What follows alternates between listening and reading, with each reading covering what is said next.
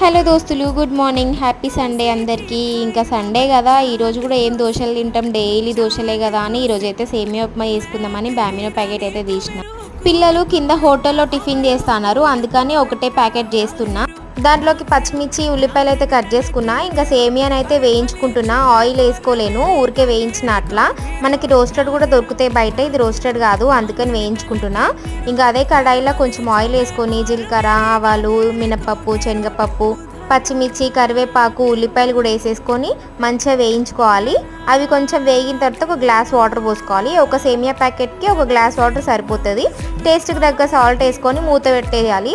మంచిగా మసిలిన తర్వాత వేయించుకున్న సేమియాని కూడా వేసేసుకొని సిమ్లో పెట్టేసుకోవాలి. ఒక 5 మినిట్స్లో సేమియా అయితే రెడీ అయిపోతుంది. సేమియాని వేయించుకుంటే ఏంటంటే కుల్ల అవుతుంది, అతుక్కోకుండా మంచిగా విడివిడిగా వస్తుంది అనమాట. ఇంకా నేను ప్లేట్లకు వేసుకొని టేస్ట్ అయితే చేసేస్తున్నా.